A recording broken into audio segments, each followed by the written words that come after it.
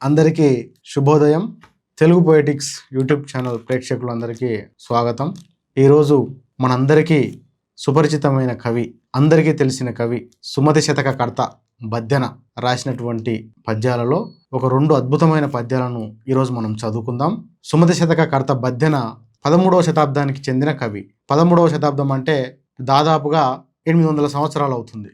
800 సంవత్సరాల క్రితం ఆయన చెప్పినటువంటి నీతులు, ధర్మాలు, నిత్య సత్యాలు ఇప్పటి మన కాల పరిస్థితులకు అన్వయించుకుంటే అవి సరిగ్గా సరిపోతాయి. ముఖ్యంగా ఈరోజు మనం తెలుసుకోబోయే పద్యాలలో అప్పు అనేది ఎప్పుడు చేయాలి, ఎప్పుడు చేయకూడదు.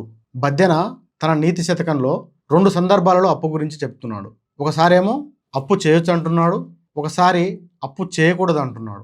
అంటే ఏ సందర్భంలో అప్పు చేయొచ్చు అంటున్నాడు, ఏ సందర్భంలో అప్పు చేయకూడదు అంటున్నాడు, మరి ఆ చమత్కారం ఏమిటి, ఆ పద్యాలు ఏమిటి, మనం తెలుసుకునే ప్రయత్నం చేద్దాం. ఎటువంటి ఊర్లో మనం నివాసం ఉండాలి అనేటువంటి విషయంలో మన బద్దెన గారు చెప్తున్న పద్యం: అప్పిచ్చువాడు వైద్యుడు ఎప్పుడు ఎడతెగక పారు ఏరు, ద్విజుడున్ చొప్పడిన యూర నుండుము, చొప్పడకున్నట్టు యూర సొరకము సుమతి అంటున్నాడు.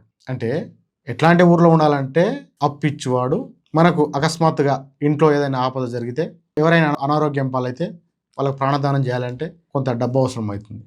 లేదంటే తినడానికి తిండి లేకపోయినప్పుడు, ఏమైనా అనారోగ్య పరిస్థితులు ఏర్పడినప్పుడు, విపత్కర పరిస్థితులు ఏర్పడినప్పుడు కొంత డబ్బు అవసరం అవుతుంది. మనల్ని నమ్మి ఆ ఊర్లో ఒక బాకీ ఒక అప్పు ఇచ్చేటువంటి ఎవరో ఒక మనిషి, ఒక సేటో, ఒక సావుకారో ఎవరో ఒకరు ఉండాలి. అప్పిచ్చువాడు వైద్యుడు. మనము అనారోగ్యం పాల్గొవడం అనేది సహజం. అట్లా అనారోగ్యం పాలైనప్పుడు కనీసం మనకు అక్కడ ప్రథమ చికిత్స అందించేటువంటి ఒక డాక్టరు ఉండాలి. అప్పిచ్చువాడు వైద్యుడు ఎప్పుడు ఎడతెగక పారు ఏరు. ఆ ఊరు పక్కెంబటి నిరంతరము ప్రవహించే, ఎండాకాలం, వానాకాలం, చలికాలం, ఎప్పుడు కూడా 3 కాలాల పాటు ప్రవహించే ఏరు ఉండాలి. ఏరు అంటే కాలువ, నది ఇట్లాంటివి ఉండాలి. ఎందుకంటే మనకు నీళ్ళ కొరత ఉండదు. నీళ్ళు తాగడానికి కానీ, వ్యవసాయానికి కానీ, పశుపక్షాదులకు మనం ముందు నుంచి చదువుకున్నాం కదా. నీళ్ళు ఎక్కడ ఉంటే నాగరికత అక్కడ ఉంటుంది. ద్విజుడు అంటే మంచి చెడ్డలు చెప్పేటువంటి ఒక పంతులు, ఒక పురోహితుడు. ఈరోజు అమావాస్య, ఈరోజు పౌర్ణమి, ఈరోజు మంచి రోజు, ఈరోజు చెడ్డ రోజు అని ఏదో ఒకటి కొన్ని నీతులు, కొన్ని సూక్తులు చెప్పేటువంటి ఒక పంతులు లేదంటే ఒక పురోహితుడు. అట్లాంటి వారు లేని ఊరిలో ఉండకు అంటున్నాడు. అట్లాంటి వారు ఉన్న ఊరిలో మాత్రమే ఉండుము అని చెప్తున్నాడు బద్దెన. అంటే ఆపదలో అప్పిచ్చువాడు వైద్యుడు అంటున్నాడు. మరి ఏ సందర్భంలో అప్పు చేయొద్దు అంటున్నాడు చూద్దాం. అప్పు గొని చేయు విభవము, ముప్పున ప్రాయంపు టాలు, మూర్ఖుని తపమున్, తప్పరయని నృపరాజ్యము, తెప్పరమై కీడు తెచ్చుర సుమతి. అంటే అప్పు గొని చేయు విభవము.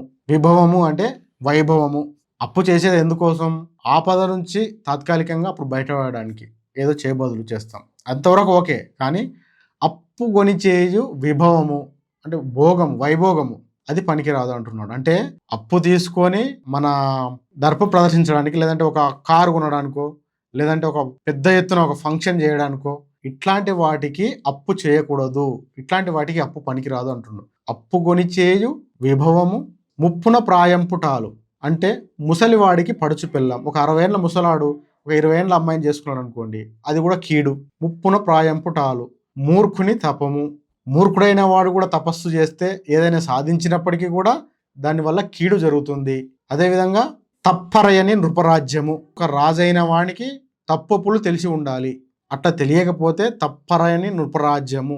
ఉదాహరణకు తన రాజ్యంలో ఒక మనిషి తప్పు చేశాడని తీసుకొచ్చి రాజు ముందు నించోబెట్టాడు అనుకుందాం. సో ఆ రాజు తప్పొప్పులను విచారించకుండా, నిజంగా తప్పు చేశాడా, తప్పు చేయలేదా అనే విషయాలను తెలుసుకోకుండా, విచారించకుండా ఇతను తీసుకెళ్లి తల తీసేయండి అన్నాడు అనుకోండి, వాడు మంచి రాజు అవుతాడా? కాడు. తప్పరయని నృపరాజ్యము, అప్పుగోని చేయు విభవము, ముప్పున ప్రాయంపుటాలు, మూర్ఖుని తపము, తప్పరయని నృపరాజ్యము, తెప్పరమై కీడు తెచ్చుర సుమతి.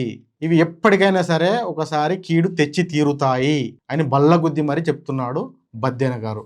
మిత్రులారా, ఈ రోజుల్లో మనం చూసుకుంటే లోన్ యాప్లు అని చాలా ఉన్నాయి. చాలామంది విద్యార్థులు, డిగ్రీ చదువుతున్న వాళ్ళు, బీటెక్ చదువుతున్న వాళ్ళు హైదరాబాద్లో కానీ ఇతరత్ర టౌన్లలో కూడా ఆ లోన్ యాప్ల ద్వారా డబ్బులు లోన్గా తీసుకొని, అప్పుగా తీసుకొని వాళ్ళు రకరకాల క్రికెట్ బెట్టింగ్లు అని, ఇంకా ఇతరత్ర బెట్టింగ్ యాప్లలో పెట్టేసి లక్షల రూపాయలు అప్పులు చేసి, తల్లిదండ్రులకు తెలియకుండా, బంధుమిత్రులకు తెలిస్తే పరువు పోతుందనే ఉద్దేశంతో ఆత్మహత్యలు చేసుకున్నటువంటి ఎన్నో సందర్భాలను మనం చూస్తున్నాం. అటువంటి వారి కోసం ఈరోజు మనం ఇట్లాంటి పద్యాలను చెప్పుకోవాల్సినటువంటి అవసరం ఏర్పడింది.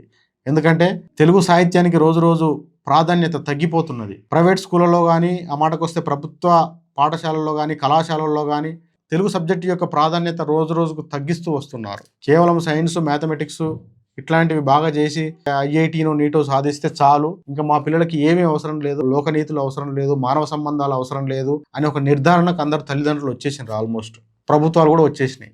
కాబట్టి ఇట్లాంటి విపత్కర పరిస్థితుల్లో మనకు చేతనైనంతగా తెలుగు సాహిత్యంలో ఉన్నటువంటి మంచి మంచి విషయాలను మరి ఇప్పటి తరం యువతకు తెలియజేయాలనేటువంటి ఉద్దేశంతో ఈ వీడియోలను చేయడం జరుగుతున్నది. మిత్రులారా, ఈ విషయం కనుక మీకు నచ్చినట్లయితే తప్పక లైక్ చేయండి, షేర్ చేయండి, తప్పకుండా సబ్స్క్రైబ్ చేసుకోవాల్సిందిగా కోరుతున్నా. ధన్యవాదాలు.